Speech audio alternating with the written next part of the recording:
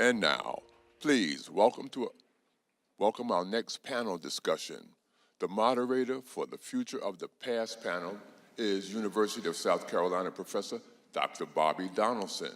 The panelists include David Blight, the director of Yale University's Gilder Lehrman Center, State Senator Paul Campbell, Fresno State professor and author Ethan Kytle, and Reverend Nelson Rivers. We also have Fresno State professor and author Blain Roberts. Welcome them. Well, good evening, and thank everyone for being here, and thank our panelists for joining us for a very important discussion about the future of the past. Earlier, D-Ray said the following: we need to talk about how we got here. So for the next few minutes, our panelists have agreed to address that question. We begin with an observation from the summer of 1965.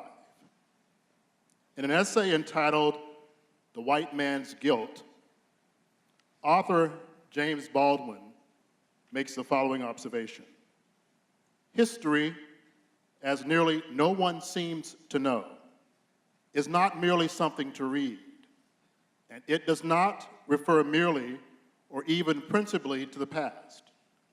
On the contrary, the great force of history comes from the fact that we carry it within us, are unconsciously controlled by it in many ways.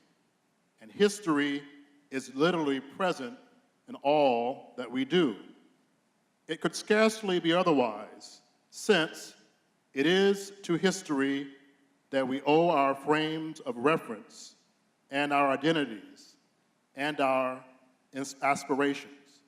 So I've asked our panelists tonight to reflect on James Baldwin's observation. And I'd like to begin with Professor David Blight, who lifted up this quote some years ago in an essay entitled "The Pleasure and Pain of History." Professor Blight. Thank you, Bobby, and thank you to all the civic groups that planned this event. This is almost an impossible event to commemorate, but you're doing it, and bless you. I'm going to respond to the Baldwin passage, which I love, with another Baldwin passage. Baldwin also said in 1962, there's so many Baldwin passages we could use, but he said in 1962, the problem with the way Americans use words about the past is that they use them to cover up the sleeper, but never to wake him up. Cover the sleeper, but don't wake him up. How much truth in that? How often do we all want the past to just make us sleep well at night? To give us a story, a pleasant story, a story we want to live in. We don't like a past that causes nightmares. But of course it often does. If we're honest about the past, it will bring the nightmare. A quick little story, and we don't have much time. But on April 19, 2015, several of us on this panel were in Hampton Park up the street for a 150th anniversary commemoration of the first Decoration Day, which was enacted there on May 1st, 1865 by African Americans. I was one of two speakers. I was there simply to tell the story of what happened there in May of 1865, because I mostly discovered it. But the primary speaker was Clementa Pinckney. Reverend Pinckney gave an 11-minute homily, a brilliant homily, based on 2 Samuel, the story of King David and his son Absalom. Absalom, oh Absalom, my son, Absalom. It's the horrifying, terrible story of civil war. There are many of them in the Old Testament, but none more horrible than this. Absalom goes to war against his father, kills his brother in battle, and dies in battle fighting his father. Reverend Pinckney turned that into a story of civil war and how even something so horrible as fratricide can be reconciled. He made a very moving expression of healing out of that horrific story. And I stood at the end holding this program in my hand with Reverend Pinckney as we sang America the Beautiful and several other songs, including Eternal Father, Strong to Save. 2 months later, he was murdered. That day in Hampton Park, he chose that story from 2 Samuel, and in effect, he made himself into the reconciler. He even spoke very warmly of Confederate memory and the Confederate dead and equality with the Union dead. But the healer was himself, in the end, the murdered one. And that's what we're here to try to find some way, if not to explain, at least to commemorate. Thank you. Ethan? Can you hear me? I'm also tremendously humbled to be here. I find James Baldwin's moving words that Bobby read for us, they remind us that the past constantly informs the present. They inform who we are, how we see the world, and what we aspire to do, even if we don't fully realize it. And this insight takes on special meaning in a place like Charleston, which is so steeped in the past. More than any American city, Charleston doesn't let people forget about history. Packed with antiquated buildings and historic cities, Charleston beacons as a stepping stone back in time. And that's true not only for residents, but also for the millions of tourists who flock here every year. And this is an image that Charleston itself has self-consciously constructed.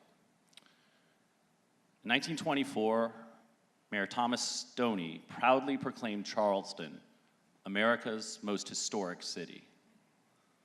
In the decades that followed, city tourism officials and operators and others promoted Charleston as a historical mecca, a place that could be enjoyed by all who came to visit. Yet the historical narrative that Charleston has sold over the past century has been woefully incomplete. Charleston has preserved the homes and privileged the stories of elite white residents at the expense of everything and everyone else. Charleston was the most important port of entry for the enslaved laborers who built this city and this country. Yet if you walk the streets of the peninsula in 1930, in 1960, in 1990, you have not have found a single memorial testifying to that fact. Charleston was ground zero for Reconstruction, a revolutionary biracial attempt to rebuild the country after the Civil War. But for almost a century, the city's tourism industry paid little mind to this slice of history. I'm reminded of a carriage tour of historic Charleston that Blain and I took in 2008. Our guide, as she steered the carriage south toward Broad Street, described the city's early demographics. In the 1700s, she said, the largest minority group in Charleston was the French Huguenots, who made up 15% of the city's population. The other 85%, she explained, were English. 15% French Huguenot, 85% English. What was missing, of course, from this tidy demographic picture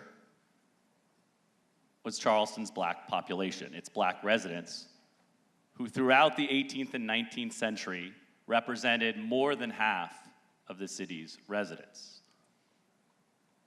This black majority and its history simply did not factor into our guide's narrative of Charleston at all. In recent years, Charleston has begun to improve upon its elitist, monochromatic approach to the past. The city has opened impressive new historical sites, like the old Slave Mart Museum in its third incarnation. In McLeod Plantation, it's erected new markers and memorials, including the Denmark Vesey Monument in Hampton Park.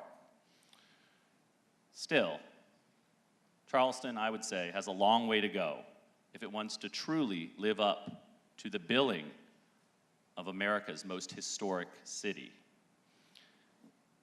And given that that is its self-proclaimed mantle, I think Charleston has a responsibility to do this. Thank you. Thank you very much. Blain? Thank you. Can you hear me? So I would like to talk about some other memories that have been so important to other identities. For despite the power of this one-sided memory work that Ethan just outlined, Black Charlestonians resisted. They nurtured their own memories of Charleston's past, memories that challenged the dominance, the distortions, and the silences of white remembrances. For years, for example, freed slaves and their descendants staged emancipation parades in the streets of the peninsula every January and July. These joyous celebrations punctured whites' claims that slavery had been beneficial for all involved, that the Old South was all moonlight and magnolias. And this was the reason that whites pushed these celebrations out of public spaces and into the privacy of Black churches and Black schools. Black Charlestonians also protested the city's most iconic memorial, the monument to John C. Calhoun, erected in 1887 in Marion Square by a group of elite white women. There, in the center of the city, was now a statue to a man who was a staunch defender of slavery, a man who once called the institution a, quote, positive good. Politically disfranchised because of Jim Crow, Black Charlestonians expressed their hatred of this statue by engaging in a campaign of guerrilla vandalism, a campaign that played a role in the decision to replace the statue in 1896 with the much taller memorial that still stands today. White Charlestonians, in short, hoped to put Calhoun out of arm's reach. While white Charlestonians did succeed at raising Calhoun to new heights in their ongoing efforts to justify white supremacy, to essentially use Calhoun to prop up 20th century segregation, they failed to keep him safe. The defacement of the second statue continued for decades. So what I'd like to really emphasize tonight is that resistance to Charleston's official version of its history is not new. The challenges to white historical memory that we have seen since the Emanuel Massacre 2 years ago have a long genealogy. And I think it's well past time to listen to these voices of resistance and take action, particularly when it comes to the city's commemorative landscape. Charleston cannot continue to whitewash its past.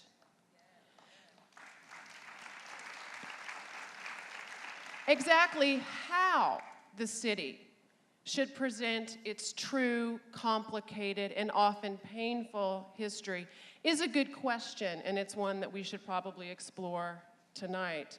But what can no longer be debated is whether we need to act. Thank you. Thank you very much. Reverend Rivers, unlike others on this panel, this is your hometown. Absolutely. Well, I'm not a binya, I'm a come-ya, but I come-ya when I was 3. And so I'm challenged with the whole concept because Clemente Pinckney was a friend and a brother. We stood together exactly 1 week before he was killed, behind Governor Haley, signing the body camera bill. And the last Democratic governor of the state, Jim Hodges, we met in his office, Senator McConnell, and Senator Corson, in a private meeting debating the Confederate flag. We launched the boycott against the state in 1999, really out of the frustration of fighting this battle from 1984. And Mayor Riley invited me to Sullivan's Island for the dedication of this monument to Africans who first came to Sullivan's Island, to the pest houses. And I was so struck by it, I said to the mayor, I said, Mayor, I'm just amazed that you all will build a monument to the dead Africans and insult their living descendants every day flying that flag above the Capitol. And the mayor was on the right side on this. He was with me, but he couldn't muster enough support. So we launched a boycott. And then, you know, they're saying it wasn't going to work. But they finally realized when people started really pulling out, they needed to have a conversation. So Mayor Hodges, John Corson, Senator Matthews, Senator McConnell, we sat together with some folk in the Lace House trying to work this out. The amazing thing to me was Glenn McConnell sitting right next to me, and I'm sitting almost between McConnell and Corson. And McConnell says to me that he doesn't understand why I don't see how the pain of what happened to the Confederate widows and the Confederate soldiers who came broken, why I wouldn't want to honor that. And I said to him, Senator McConnell, don't have a pain contest with me. Because if you have a pain contest with a black person from Charleston, you got to lose. Because what you had is an inconvenience. I had hell. And for you to sit there and act as though I'm trying to take something from you is the height of what our dilemma is. Your perspective on this is you're trying to give honor to something to me can never be honorable. I just finished our 4th year of our what we call the Freedom Road Tour. My church, Circular Church, a couple of years ago, Rabbi Alexander and KKB went with us, and Danny Reed last year went with us from Unitarian Church. We were on the tour in 2015 when the murders happened. My wife and I were married at Mother Emanuel. Our oldest daughter was married. Her anniversary was the date 15 years before, the 15th anniversary was the day of the killing. So Clemente and I were talking about dealing with the issue of Charleston schools being so rigid in segregating, not educating black children. And I was saying to him when he got elected to the Senate that I wish you had been there before because you would have been the voice we needed to stop the compromise that really was not a compromise, although I think I'm here about it in a minute. You can't compromise if the folk who made you come to the table are not at the table when you cut the deal. That's not a compromise. That's a con. And so when I said to them was that you don't understand what that means in this way. The senator met with me upstairs and said to me, looked me in the eye and told me, as long as I'm in the Senate or around, that flag that they've moved from top of the dome, inside the House and Senate to the front, he said that flag will never come down. And I said to him, Senator, you don't know me. I'm from the state of Charleston. I'm from the land of never. And everywhere I go, people told me I'd never do this and never do that. And everything you said I'd never do, I have done or will do. And I don't know how it's going to happen or when it's going to happen, but the flag is going to come down. What I didn't know is that we'd have to pay so much for it. It was a bad bargain and a bad deal. This is my point. If the flag was bad after the death of the 9, it was bad the day you put it out there. What changed? So I just spent these days in Selma and in Birmingham and in Montgomery, and I had my young people with me, and I kept asking the question, who would say what they did to those children in Birmingham, what they did to the children in Charleston was right? It was wrong then. But now when you look back at it, you can see that it's wrong. because the consensus is that it was wrong. So my point about the history is, they asked me, I came to 4 meetings about reconciliation. Everywhere I went, I left. We cannot be reconciled because we've never been conciled. I have never been your equal. I have never been broken in relationship with you because I didn't have a relationship with you. You cannot be my master and not be your property and call that relationship. That's property rights. That ain't relationship. And so what I'm saying to us is that when you want to deal with this question of history and what it does, you have to go back further than Charleston, because Charleston is the Disney World of history. Ain't none of this stuff they're talking about is real or true. They're all made up, ain't got nothing to do with the truth. I took my mama wanted to go, my sisters over there made me go on one of them doggone tours. I hate them, never want to go. Mama wanted to do them for her 90th birthday. I'm going to see to this I go. And I'm so sick by the time we get halfway through, I'm about to throw up and leave. The woman says in the tour that the slaves who served the houses down on the Battery had better kind of slavery. They were really more like servants than slaves. Get out of here, girlfriend. You ain't never been a servant or a slave. You don't know what that means. You can't tell me that I'm somebody's servant and there's a good way to be a servant or a better way to be a slave. The fact of the matter is that you believe there are degrees of my pain shows why you have no idea what my pain is. Because the truth is, there's never going to be a better version of slavery. Either I'm free or I'm not. If I belong to you, I'm always your property. Thank you very much, Reverend Rivers. So, Senator Campbell, I've asked you to reflect on this observation by James Baldwin entitled "The White Man's Guilt." And you told me earlier that this essay was written in 1965.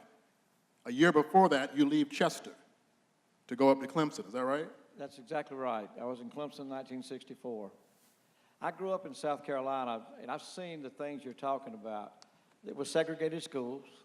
The blacks went to black schools, the whites went to white schools. I've watched it become integrated schools.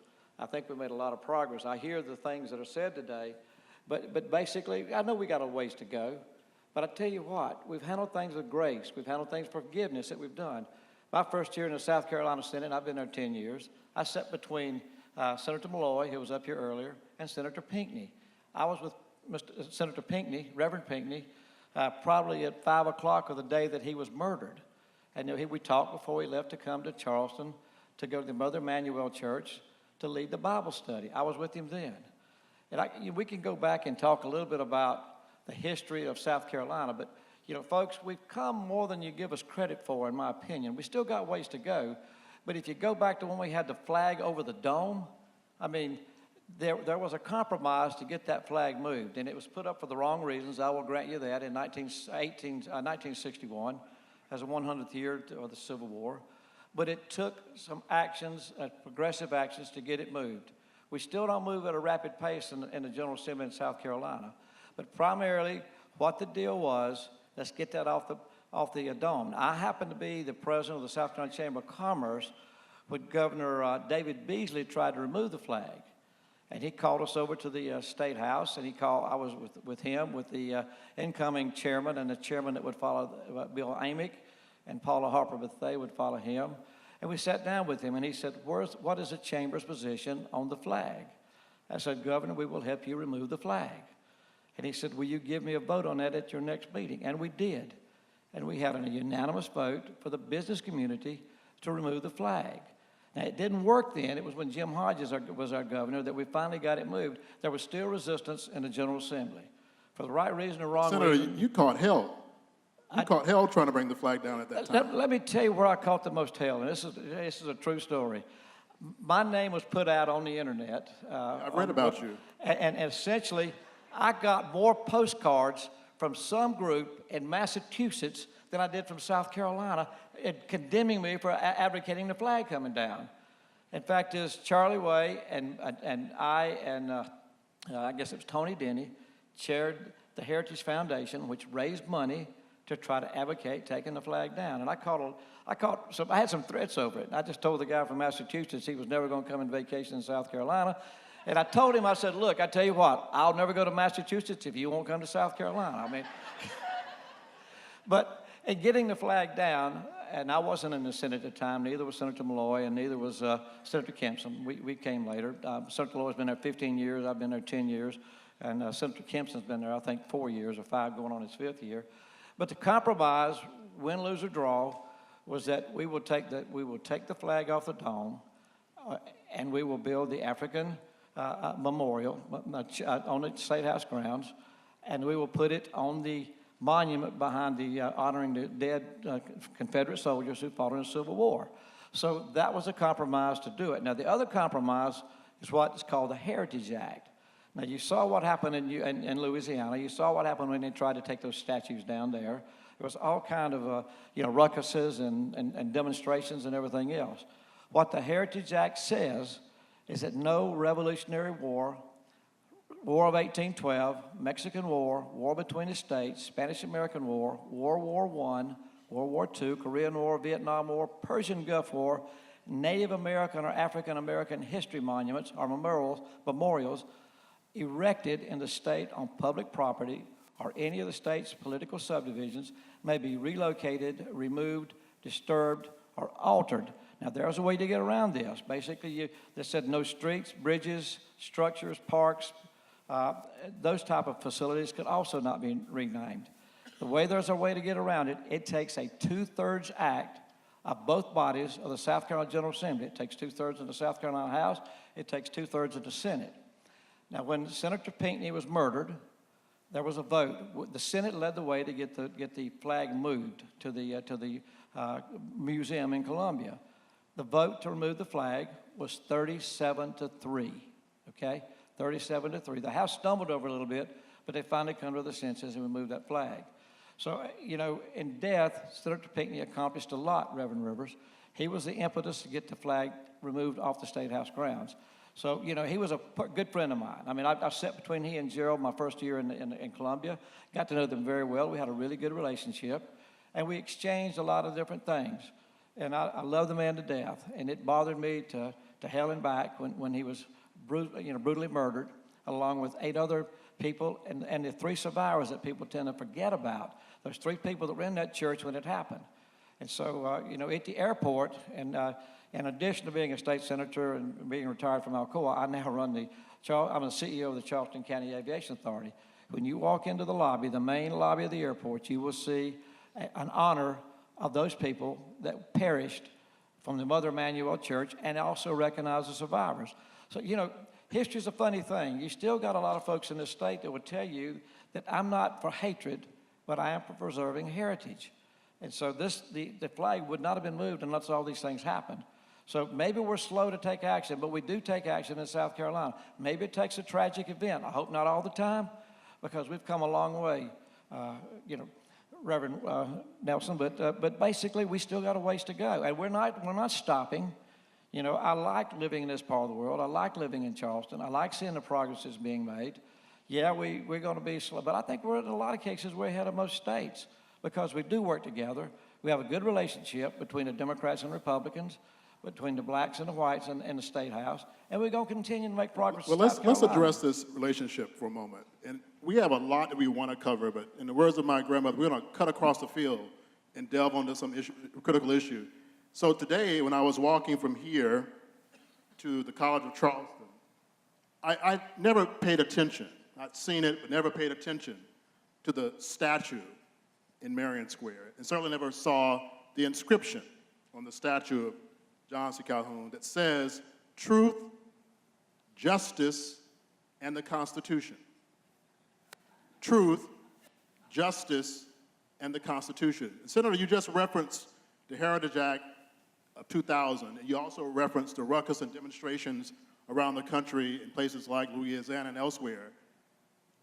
Now, I wanted to ask the panelists to respond to the question that was asked of me: when will the John C. Calhoun statue be removed? I don't think you will ever see it removed. I'm speaking Repeat that one more not time, from my Senator. opinion as much, but I can tell you this. Well, you just said it will never be removed. It takes a 2/3 vote by the South Carolina House and a 2/3 vote by the South Carolina Reverend Rivers, he Senate. said never. The land of I said never is never. where I live. And It's an uphill struggle. It really is. And that's just the facts of life. All I'm quoting, and please don't. It's not necessarily my opinion. I'm just telling you what the facts really are. But Senator, that's what the other senator told me to my face. that the flag would never come down. Now, I got a fundamental issue on the history piece about the Confederacy. It keeps coming up, and I'm probably tainted because I just came off this trip where they shot Meg in the back, they blew up a church and killed 4 little girls, and they buried the 3 boys, 3 young men, at the bottom of that dam. But this is the issue. The Confederacy as a premise is the problem. Because the Confederacy is built on one simple fact, or at least an opinion, that my people, and my ancestors are less than human. The only way you can justify blowing up the building, only way you can justify, in 1835, I have this law, I'm gonna use it in my next panel, this is a state law that made it a criminal offense to teach a black person to read. Nobody else in here except black folk got this in their history. So when you're dealing with a situation where the structure and the system is in place to do one thing, to enforce the notion that you deserve less because you are less. So every time you use states' rights or heritage, that really is a farce to us because we know what you mean. We are able to read between the lines. We know better.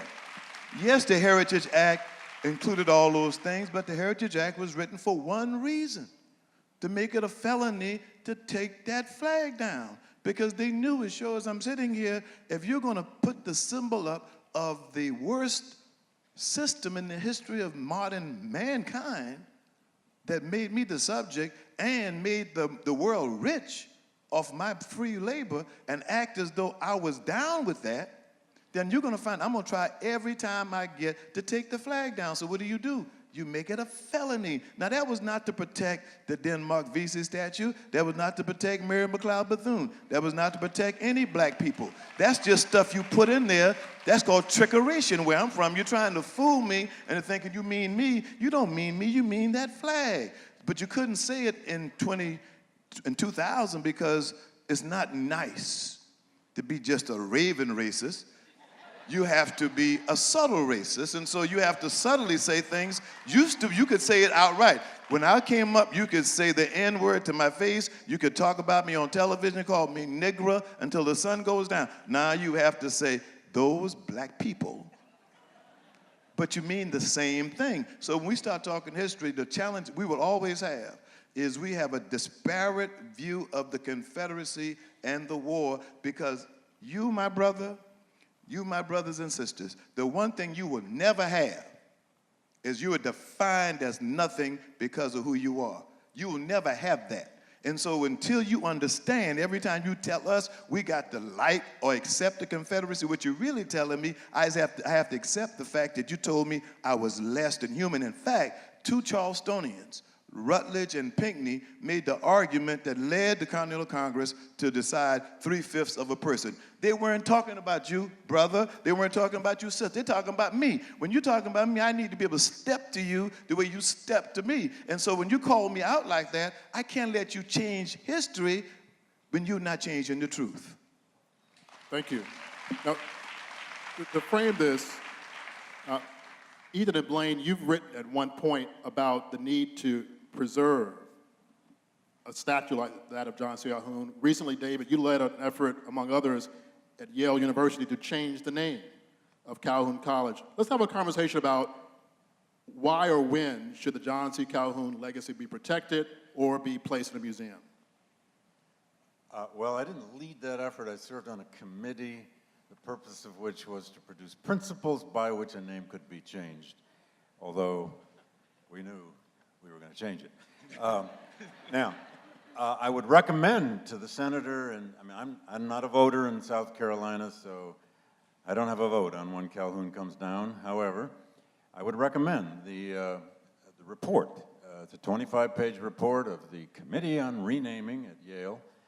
And we came up with essentially, after many days and hours of studying this problem, especially in universities, we came up with 3 principles by which a name, a site can be changed.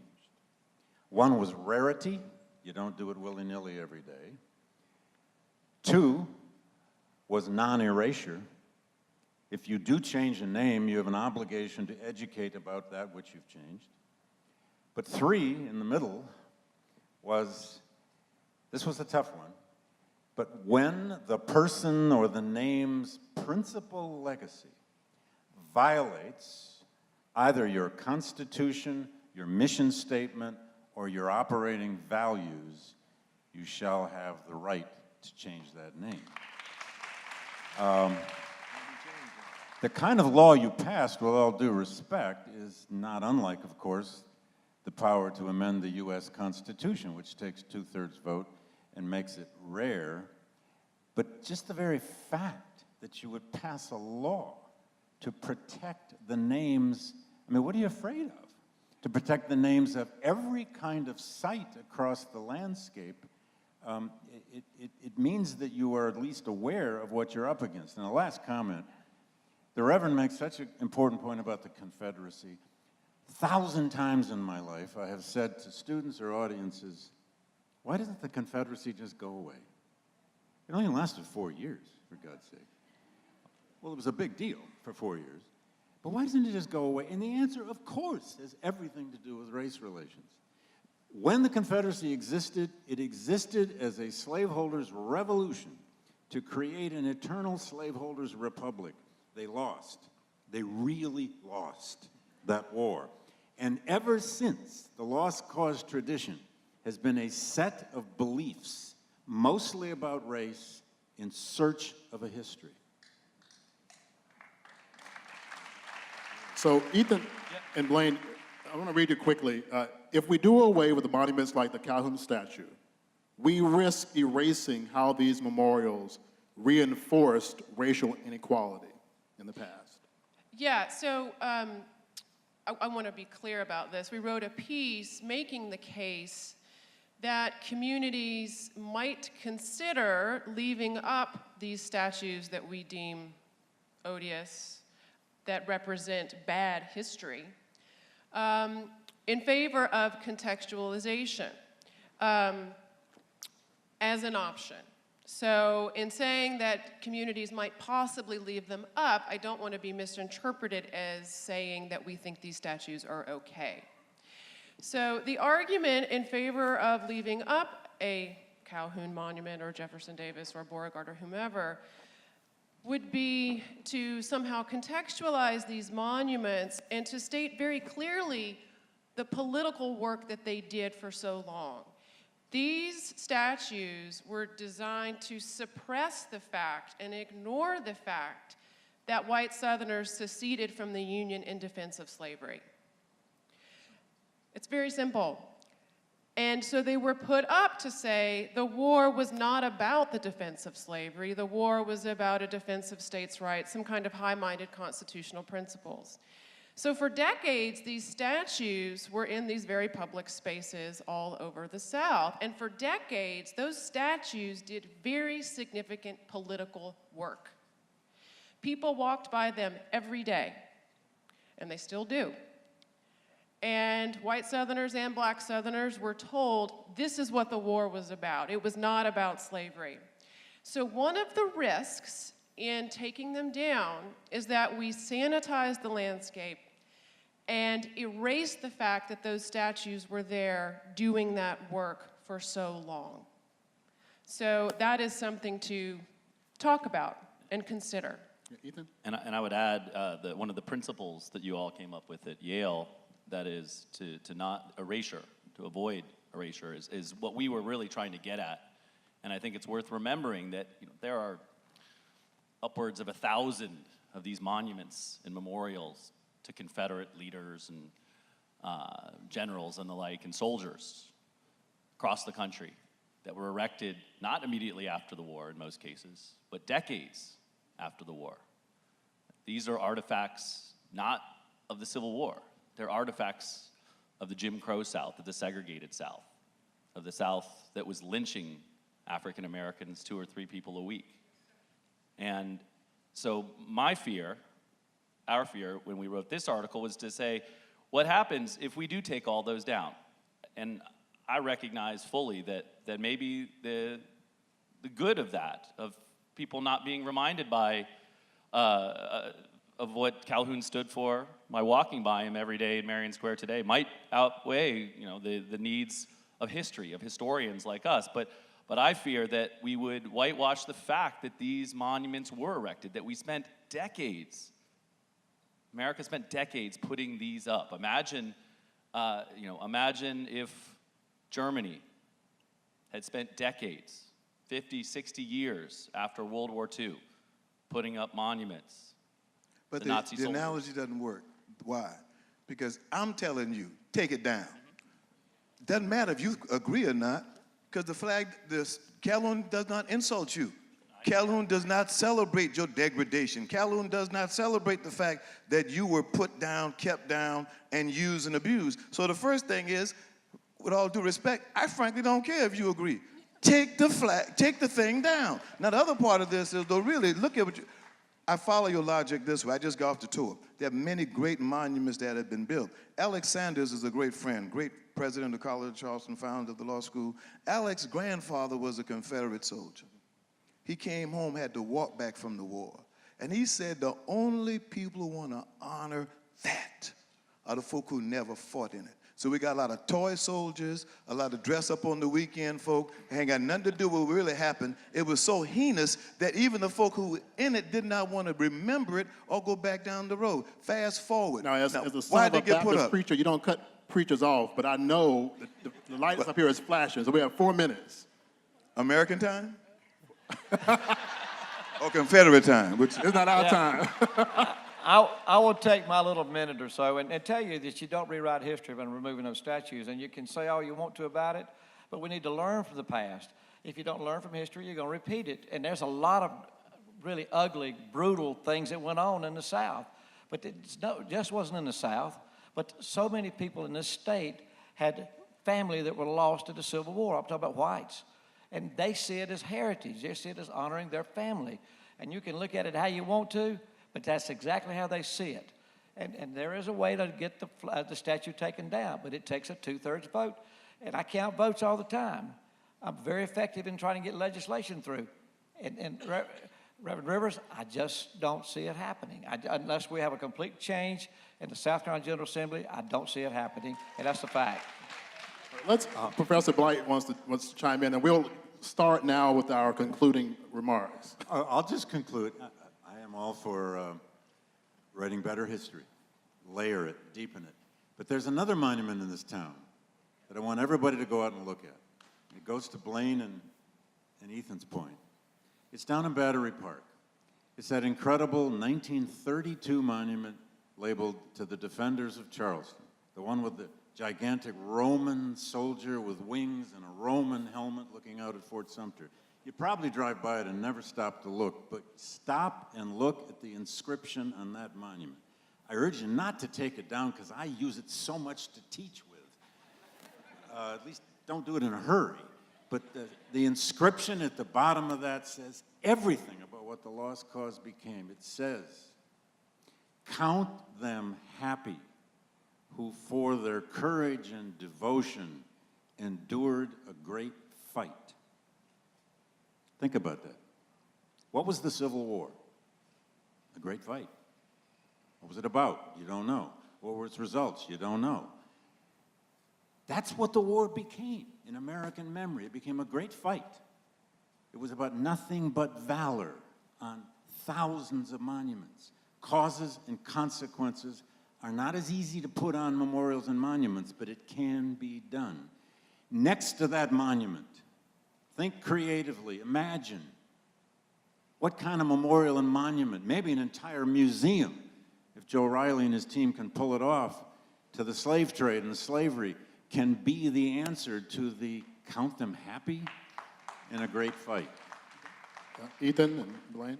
Happy history is what we too often end up with. I'm going to be very, very, very brief. I would say that the main point I would like to make about the question of whether we should take down monuments or not is that I think ultimately it has to be a community decision. I don't think scholars from outside need to be making this decision. I think people on the ground, people who it affects every day, should be making this decision. And if Charlestonians want to take down the Calhoun Monument, then maybe the way to do that is to push for some legislation to repeal this Heritage Act from 2000 or 2001 and give that a chance. And in the meantime, keep supporting putting up other monuments. And so I would add a plug, in addition to going down to the Battery, head up to Hampton Park and see the Denmark Vesey Monument, which took a long time to get up, and they wanted it right staring in John Calhoun's face, but they had to settle for Hampton Park, but it's worth seeing. I would also make a case for local control of these issues, as long as the local choice is not to do nothing. I don't think that that is something that we can settle for today. I would commend to you, for those of you who are interested and maybe have not been following along as closely as we have, what's going on in New Orleans. I think that what is happening there right now is potentially a real model for how a community can engage the spaces that are left behind when these monuments come down. And I commend to you Mitch Landrieu's speech, which he gave about a month ago when the Lee Monument was finally brought down. Reverend Rivers. My closing comment goes from Dr. Martin Luther King Jr., who said, "A genuine leader is not a searcher for consensus, but a molder of consensus." Over the years, I paraphrased these powerful words with my own quote: "A true leader does not do what is popular and try to make it right, but a true leader does what is right and try to make it popular." Taking Calhoun down is right. It's up to us to have the leadership courage to do it. And if it was wrong before, it's wrong now. If they found out that Calhoun was a dog abuser, they'd take the thing down. Senator? You know, I love the debate, and I love Reverend Rivers. I love talking with him. And, you know, we're going to agree and disagree, but what makes this country great is everybody has a vote. Everybody has a vote, and as long as there's enough votes to keep the statues up, they'll stay up. When there's enough votes to take them down, they'll come down. And I do give my really good friend, Clemento Pinckney, or Clem as we called him, I give him the honor because without him dying, I'm not sure the flag would be off the State House grounds. And so I don't want that to have to happen to push it, but he was a good friend, a good Christian person, and I loved his devotionals in Columbia. He is now on a painting in the Senate chamber in Columbia to recognize what he meant to the body up there, all 45 additional senators. We have 46, and so we recognize what he added, and even the speeches he gave in the Senate, we occasionally will play those. But it was honoring him, and that's what we want to do, is honor each other in this society today. Thank you very much. Everybody Senator. has a vote, but Clemento Pinckney was one of only 2 in your Senate to vote against your voter ID law. Thank you very much for telling the truth. Thank all of you for being with us tonight. Thank our panelists. I want to conclude with an observation that I drew from reading Professor Blight's work. I began with James Baldwin. We end the night with Frederick Douglass, 1888. He comes through Charleston. He goes back to Washington, D.C., and he makes the following statement: "The nation may forget, it may shut its eyes to the past and frown upon those who do otherwise, but I have a duty to perform, and that is to tell the truth." Thank our panelists for telling the truth this evening.